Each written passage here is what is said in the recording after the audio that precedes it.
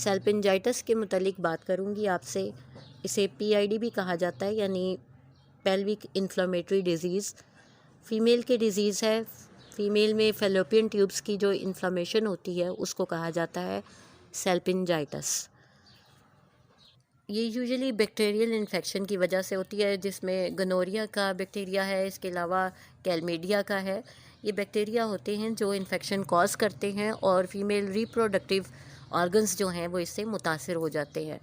फिर ये होता है कि सेल्पिंजाइटिस अगर रहे तो फीमेल्स इनफर्टिलिटी का भी शिकार हो जाती हैं, यानी उनमें बांझपन भी कॉज कर सकती है ये चीज़, क्योंकि इसकी वजह से फैलोपियन ट्यूब्स जो होती है ना वो डैमेज हो जाती हैं।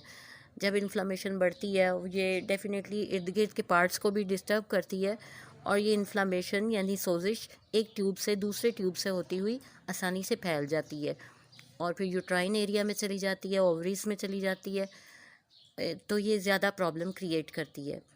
अब इसके कुछ सिम्टम्स के बारे में बताती हूँ कि कैसे पता चलेगा कि ये सेल्पिंजाइटिस है। एक तो ये कि फाउल स्मेलिंग विजाइनल डिस्चार्ज होगा, यानी विजाइना से आने वाला जो डिस्चार्ज है वो बदबूदार होगा, येलोइश होगा, येलो कलर का। पेन होगी बहुत ज़्यादा, ड्यूरिंग ओव्यूलेशन भी हो सकती है और मेंसेस के दौरान भी जो है वो पेन होगी। इसके अलावा सेक्स के दौरान भी पेन फील करेगी पेशेंट।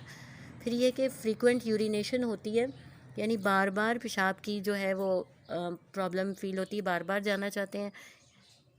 इसके अलावा पीरियड्स के दौरान में स्पॉटिंग होती है बहुत से फीमेल्स में, या फिर डल लोअर बैक पेन होती है, यानी कि कमर के निचले हिस्से में पेन महसूस होती है। इसके अलावा एब्डोमिनल पेन होती है, पेट दर्द का मुस्तकिल शिकार रहती हैं ऐसी पेशेंट्स। और पेल्विक एरिया में स्पेशल ये होती है, यानी पेट से थोड़ा नीचा करके नाक के हिस्से में भी पेन होती है। इसके अलावा नौजिया, वॉमिटिंग, ये चीज़ें साथ ही साथ चलती हैं। बाज़ पेशेंट्स में फ़ीवर भी देखने में आता है और फ्रीक्वेंट यूरिनेशन भी होती है।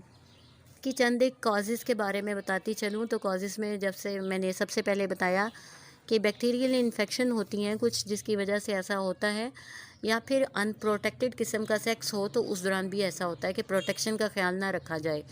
या एक और कॉज होती है कि मल्टीपल सेक्स पार्टनर्स हों किसी के, तो फिर उसकी वजह से भी ये कॉज होती है। इसके अलावा ऐसा भी हो सकता है कि कोई ऐसा पार्टनर जिसके मल्टीपल सेक्सुअल पार्टनर्स हों, तो भी ये चीज़ कॉज होती है। इसके अलावा अपेंडिसाइटिस की वजह से भी ऐसा हो सकता है, और आईयूडी की वजह से भी हो सकता है, यानी इंट्रासेप्टिक डिवाइसेस जो यूज़ की जाती हैं, यूट्राइन डिवाइसेस, उसके लिए भी ऐसा होता है। अब ये देखना है कि हाँ, हाउ टू डायग्नोज, कि कैसे पता चले कि सेल्पिंजाइटिस है किसी पेशेंट को। तो उसके लिए चंद एक टेस्ट होते हैं जिनके बारे में आपको बताती चलूँ। सबसे पहले ब्लड एंड यूरिन टेस्ट होता है, उसके ज़रिए हमें पता चलता है। दूसरी चीज़ है स्वैब टेस्ट। ये विजाइना या सर्विक्स में से स्वैब के ज़रिए टेस्ट लिया जाता है। और इसके अलावा विजाइनल अल्ट्रासाउंड होता है।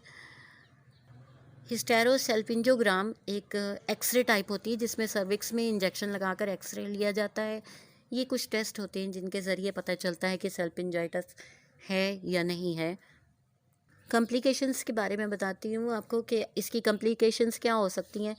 कि जब ये एक फैलोपियन ट्यूब की अगर सोजिश हो गई है, इन्फ्लेमेशन हो गई है, तो ये एक से दूसरी तक पहुंच जाती है, यानी दूसरी ट्यूब को भी मुतासिर करती है और इन्फेक्शन फैलती फैलती बॉडी के दूसरे एरियाज़ में पहुंच जाती है, यानी यूट्रस को भी इन्वॉल्व कर लेती है, ओवरीज में भी हो जाती है, फिर एब्डोमिनल और पेल्विक पेन भी रहती है और लॉन्ग टाइम रहती है।